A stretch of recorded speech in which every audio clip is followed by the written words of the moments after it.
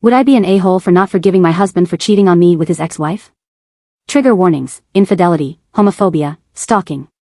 I'm honestly a mess and I don't know what to do, so any advice would be appreciated. I, 27M, and my husband, 37M, have been married for 3 years, dating for 6. He has an ex-wife, 37F, which he divorced a year before we met. We have a son, 7M, who was adopted after we got married and who I love as my own child, because he is. I know my husband, Peter, fake name, is bisexual. I have no problem with it and I had no problem with his ex-wife, Allison, also fake name. I did have a problem with his family as they're a bit homophobic and are always telling Peter he should get back together with Allison. Well, 2 weeks ago, we were at his family's town because it was my son, Jack's, fake name, birthday and we wanted to spend it as family. My mother-in-law decided it would be a good idea to invite Allison, so she arrived in the middle of the party.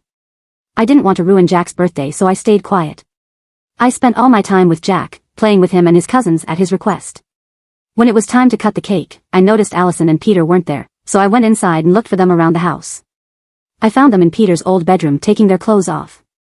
I stood there in shock for a moment, but then I left and went back to celebrating Jack's birthday. Part of me wanted to scream and cry, but I also was in shock and I refused to make Jack's birthday about me. We cut the cake and opened the presents. People were already leaving when Allison and Peter came back. Peter took me aside and started saying that I shouldn't have cut the cake without him present and it was disrespectful. I stared at him and just said, "I'm sorry, I just thought you'd be too busy getting into your ex-wife's pants." He got quiet, so I took Jack and left the house to go back to the hotel. Once I put Jack in bed and made sure he was asleep, I locked myself in the bathroom and broke down. I called a friend and he tried his best to console me. I only calmed down in the morning when I took Jack for breakfast because I didn't want him to see me like that. I'm now watching him play in the park and I don't want him to suffer. I don't want him to have a broken family. I don't want him to know that relationships aren't a happy ever after. Peter has been calling and texting, apologizing for everything, and I'm tempted to forgive him. I'm tempted to just have my family back, and all my friends are saying that it was just a mistake, that he was vulnerable and Allison is his ex-wife. So what am I supposed to do now? I need advice from people who don't know my husband or me personally. Please, any advice is helpful. Relevant comments. Commenter 1. Teach your son that his future partners have to respect him and their relationship by not being a cheating bastard. OP. I do want to teach him this stuff, but he's too young and I'm just scared that he'll get a bad view of relationships if he sees his parents divorce.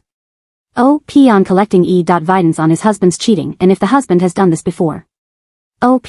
From what I've been able to gather from the messages and calls, it has happened twice, including the time that I caught them. I hadn't thought about STIs, so thank you, I'll get tested. OP responds to multiple comments about his husband not respecting him and the cheating wasn't the first time. OP. It's not, I found out it's the second time, but I don't want my son to know what happened. He's unaware and happy thinking his dads will be together forever. I don't want to break that illusion. Why didn't OP interrupt his husband's cheating with the ex? OP. I was really shocked and hurt by what I saw. I just stood there without them noticing me. I then heard my son and unconsciously focused on him and only him. A copying mechanism maybe? I don't know, I was mostly on autopilot. Commenter, NTA, but you should leave. I know it won't be easy, but if you stay, think of it as showing Jack that it's okay for your husband or wife to treat you badly. If you want him to know about happily ever after, you need to show him that it's okay to not settle and you work hard for your goals no matter what they are, and work towards them with kindness, honesty, and integrity. Kids are far more impressionable than we give credit for, and as someone who has known so many families where the person being hurt hasn't walked away, that hurt spreads until it damages everyone. Relating to just yourself here, there is a huge safety factor. Regardless of the sex of each individual involved, staying with a cheater also puts you in danger because you don't know everyone they're sleeping with and, more importantly, what STIs they can be carrying. So think about your son, and your health, and leave.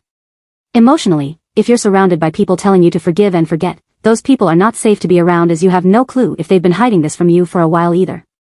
Update 1. Well, first of all, I want to thank you all for your advice and I want to explain some things before the actual update. But thank you for opening my eyes about my situation. 1. Peter and Allison didn't notice me when I saw them. There was music very loud downstairs and they weren't facing the door. 2. I didn't stop them because I was in shock. I just stood there for a moment and I heard my son, so I unconsciously focused on him. I was pretty much on autopilot. 3. Peter didn't come to the hotel with me because I changed to a different one. He did try to follow me, but I took a taxi and left. As far as I know, he's staying with his parents and Allison left.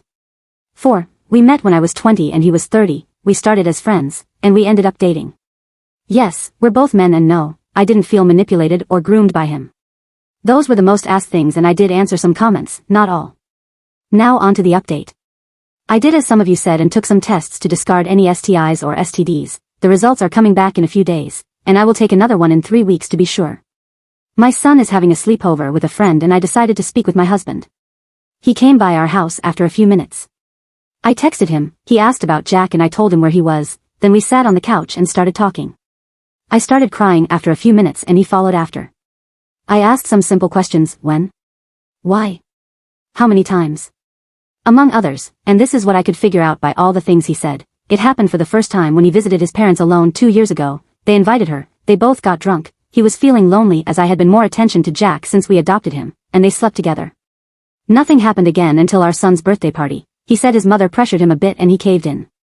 I don't believe he did it for that reason, but I don't know. He said he doesn't love her and I believe him, but it doesn't negate the fact of what he did. After talking for a while, I told him that I wanted a divorce. He started sobbing and begging for another chance, but I told him that I can't give him another chance because I wouldn't be able to trust him again and I don't want that in a relationship. He kept crying and begging for another 30 minutes until I told him that we have to think about Jack and his well-being, that we could stay friends and co-parent him. He got mad, really mad.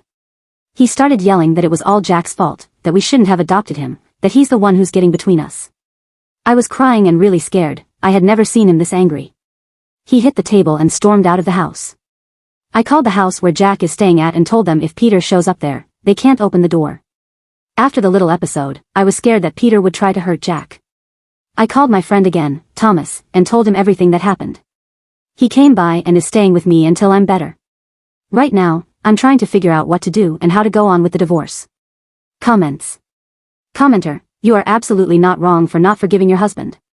His reaction to the news of divorce, blaming your adopted son, is alarming and shows his true colors. Stay strong and prioritize your and Jack's safety. Commenter 2, sorry you are going through this. On the bright side, it seems that you will have no problem getting full custody. It is better to have one loving parent, than 2 co-parents, where one is resenting you for mere existence. Commenter 3, I can't believe that he is taking no accountability for his actions and blaming your completely innocent son. Every time you start missing your soon-to-be ex, I want you to please remember what he said about your son. It will be painful, but it will strengthen your heart and mind to move on from that toxic man. You are definitely not the AH, keep striving for a healthy happy new relationship for you and your son. Update 2. Hi again. Sorry for taking so long to update, but it's been a chaotic week and I'm pretty shaken up, but I'll try to summarize it.